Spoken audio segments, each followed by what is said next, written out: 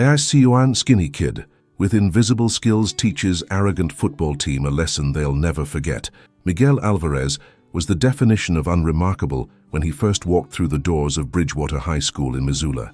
At 16, he stood, barely 5'6", with a slender frame that made him look more like a middle schooler than a sophomore. His worn jeans and simple hoodies did little to help him stand out in a positive way, with jet black hair that fell slightly over his dark eyes and olive skin that revealed his Mexican heritage. Miguel was instantly marked as different in the predominantly white school. The son of immigrants who had moved from city to city following construction work, Miguel had perfected the art of invisibility. He kept his gaze down in hallways, chose seats in the back of classrooms, and spoke only when directly addressed by teachers. What his new classmates couldn't see was the quiet intelligence behind his cautious eyes or the tensed muscles beneath his loose clothing, muscles built not in a fancy gym, but through years of disciplined training. "Just get through the year," his father had told him the night before his first day. "Focus on your studies, stay out of trouble. This is the last move, I promise." Miguel had nodded, having heard the same promise before, but this time felt different. His father had landed a stable position as a foreman, and they'd even managed to buy a small house on the outskirts of town. For once, Miguel dared to hope that he might finish high school in one place. What his parents didn't know, what nobody knew, was that Miguel had been surviving schools like Bridgewater for years through a secret passion.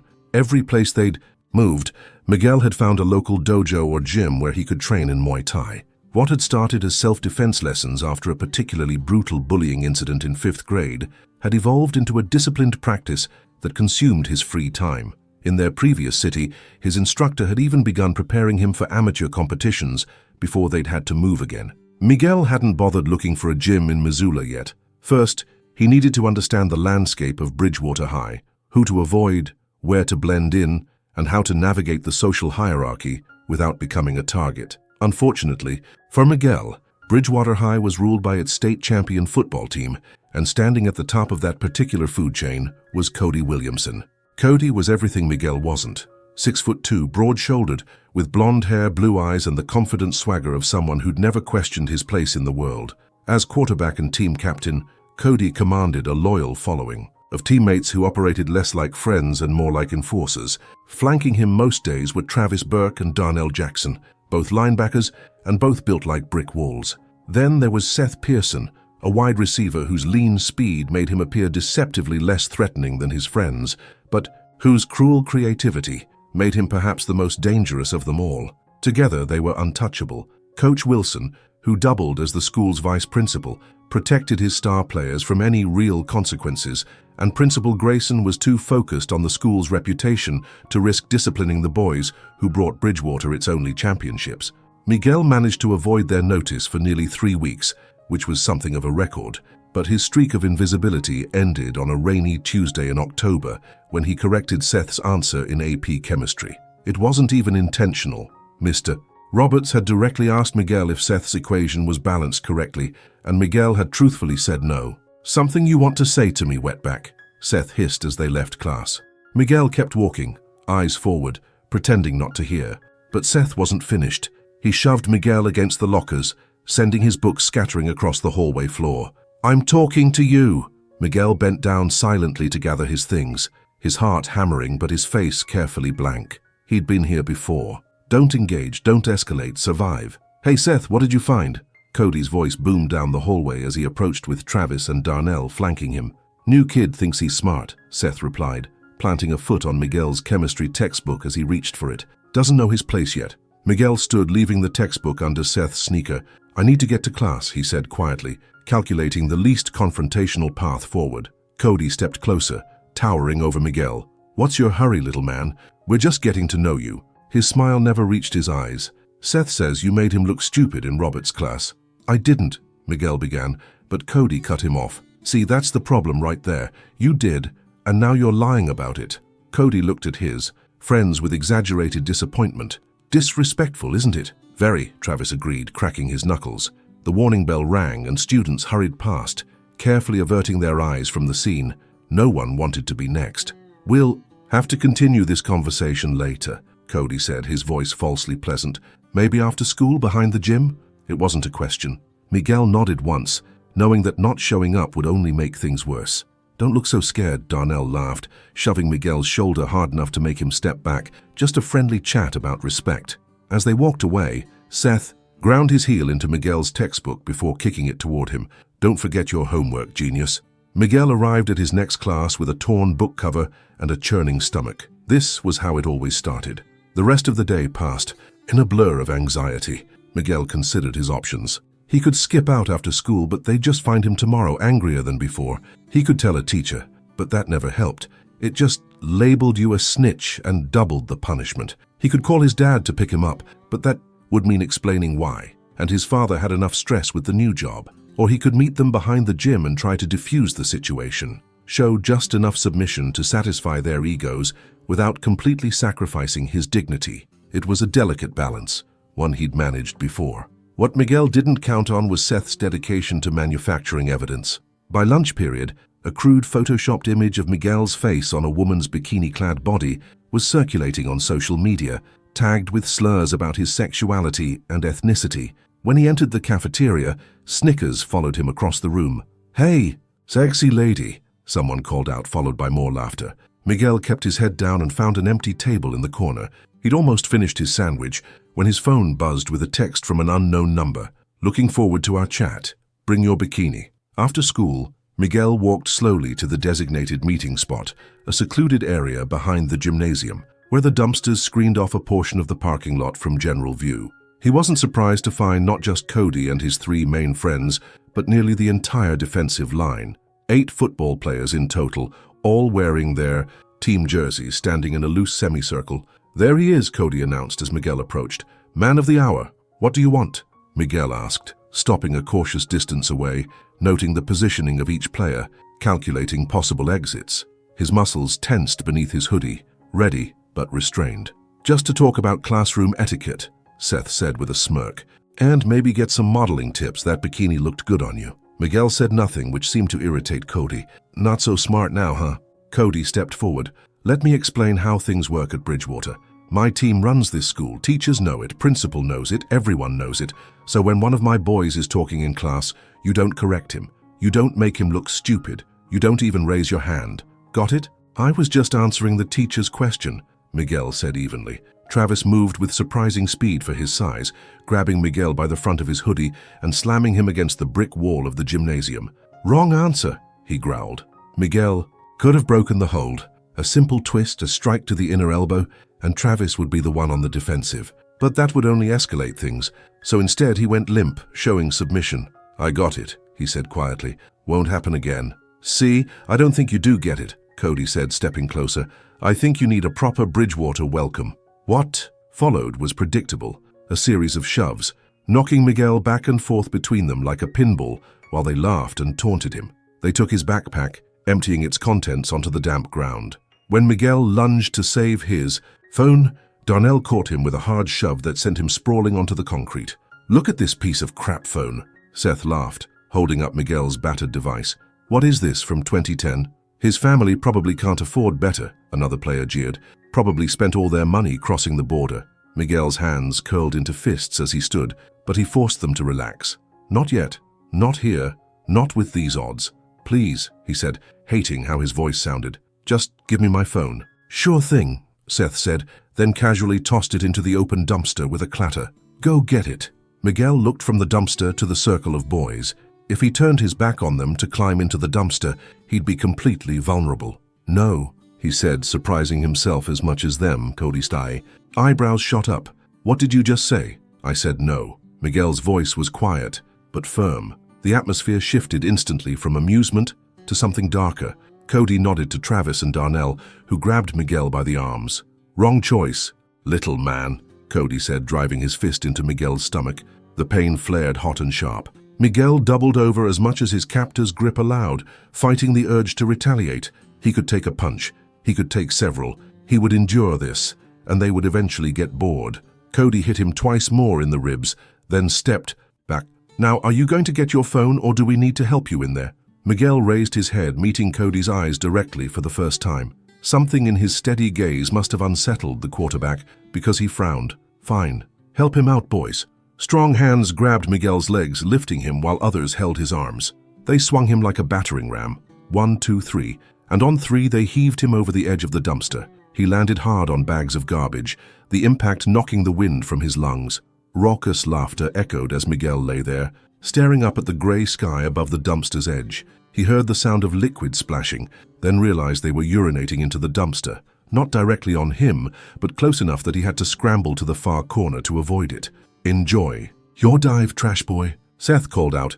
"See you tomorrow." Their laughter faded as they walked away, leaving Miguel alone with the stench and humiliation. He found his phone buried under a bag of cafeteria waste, the screen now cracked, but still functional. It took him several attempts to climb out of the dumpster, his ribs protesting each movement. Once on solid ground, he gathered his scattered belongings, now damp and dirty, and stuffed them back into his backpack. As he limped home, Miguel made a decision. This wasn't like the other schools. He wouldn't have time to establish himself here to build allies or reputation. This situation would only escalate. The football team had marked him, and they wouldn't be satisfied until he was completely broken. That night, after a shower that couldn't quite wash away the feeling of filth, Miguel sat on his bed and opened his laptop. He searched Muay Thai, Gym Missoula, and found what he was looking for. Rattlesnake Combat Fitness, just a 20-minute bike ride from his house. They offered training 6 days a week. The next morning, Miguel avoided his usual route to his locker, but it didn't matter. Between second and third period, Seth accidentally bumped into him, spilling a chocolate milk all over Miguel's white shirt. "Oops," Seth said with mock concern. "Looks like someone had an accident." For the rest of the day, Miguel sat in class with a brown-stained shirt, ignoring the whispers and stifled laughs. After school, he biked straight to Rattlesnake Combat Fitness, where he introduced himself to the head coach, a compact, muscular man named Dave, who had competed professionally in his 20s. "I've trained before," Miguel explained, "for about 5 years. Mostly Muay Thai, some MMA basics." Dave looked skeptical. "Show me a basic combination on the bag." Miguel wrapped his hands with the practiced ease of someone who'd done it hundreds of times.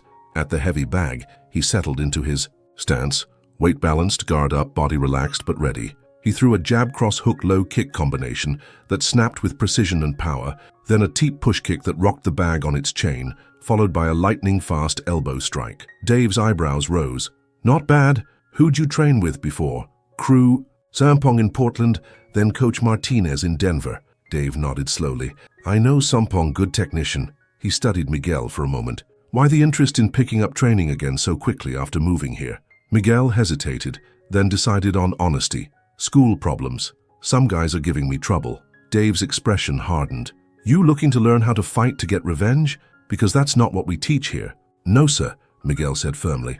"I already know how to fight. I'm looking for a place to train so I don't lose my skills and maybe," he paused, "maybe rebuild some confidence." Something in Miguel's eyes must have convinced Dave, because he nodded. "We have a special for students. First month half off if you commit to 3 days a week minimum." For the next 2 weeks, Miguel endured escalating torment at school while training diligently at Rattlesnake. The football team had made him their primary entertainment. They knocked books from his hands, tripped him in the hallways, stole his lunch, and continued their social media campaign against him. A fake profile in his name appeared online, filled with embarrassing fabricated confessions and photoshopped images.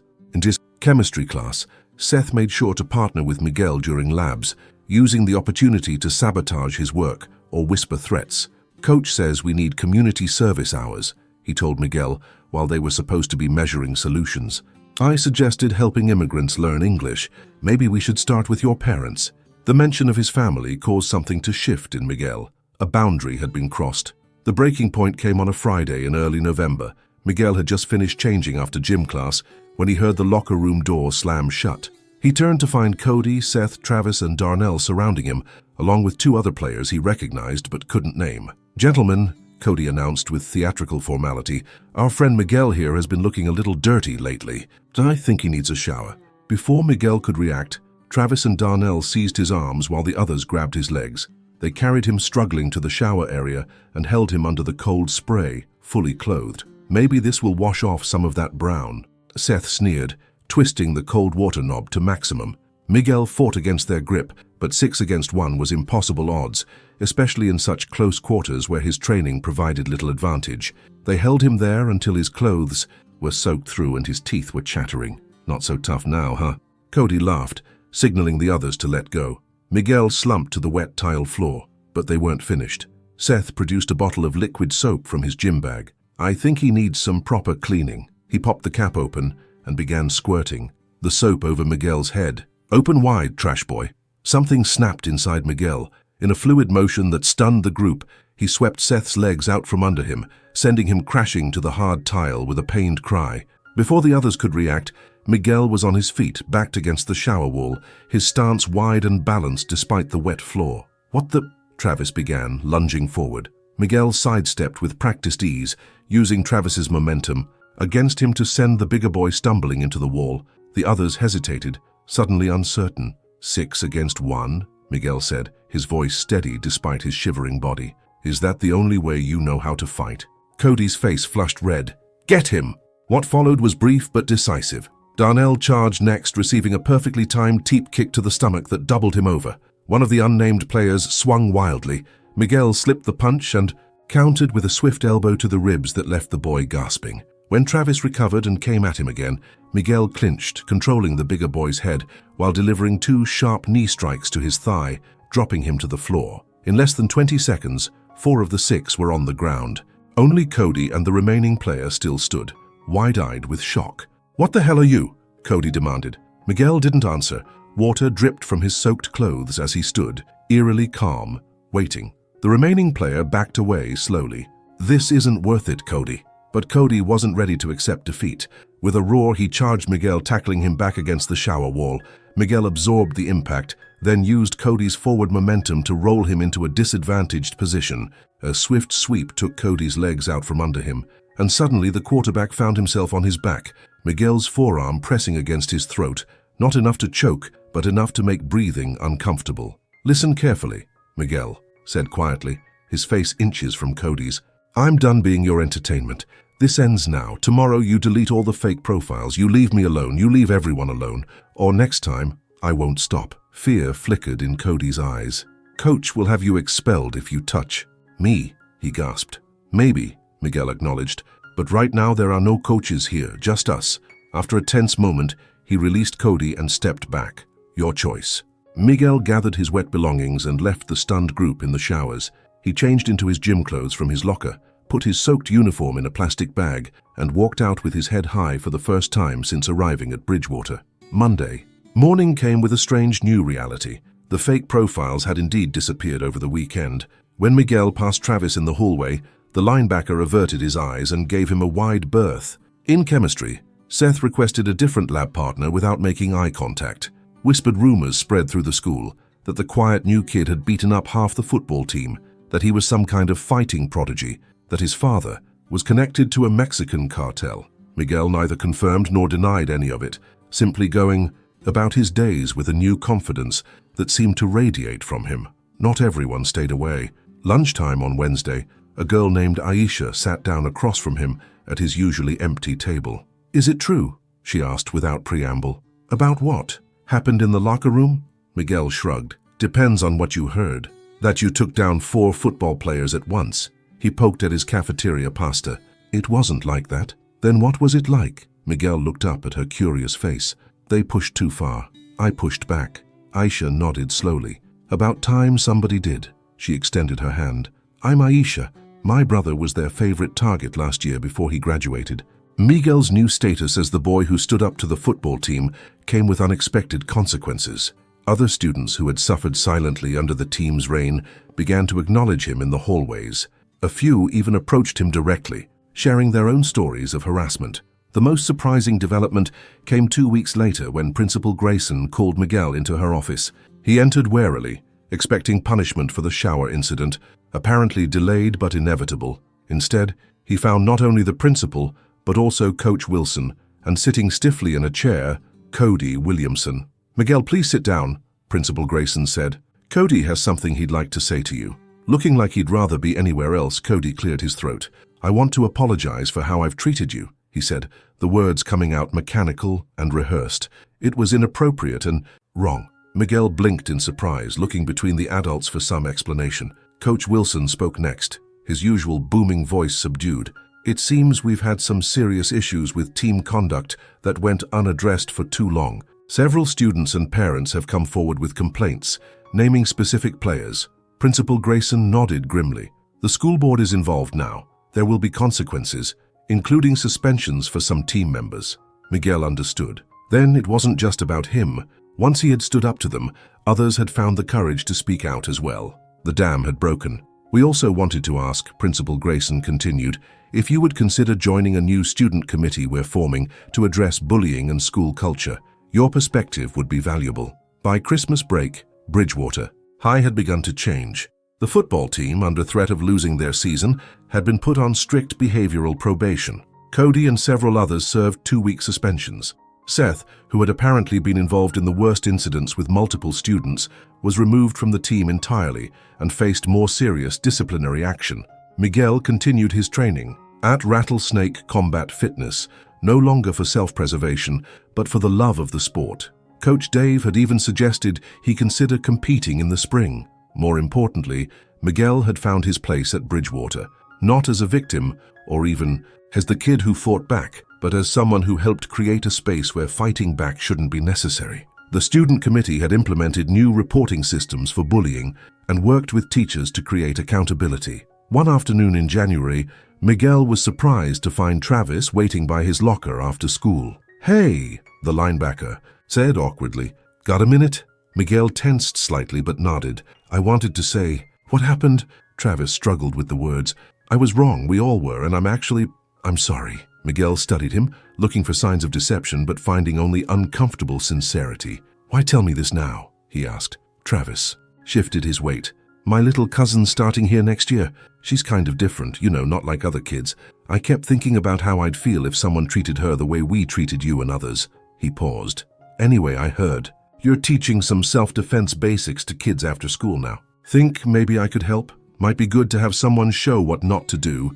Miguel couldn't help but smile slightly. "Yeah," he said. "I think that could work." As they walked toward the gym together, Miguel reflected on how much had changed. In just a few months, he'd come to Bridgewater hoping only to be invisible, to survive another temporary stop on his family's journey. Instead, he'd found his voice, his strength, and perhaps most surprisingly, a community worth fighting for. Not with his fists, but with something far more powerful. The courage to stand up and be seen,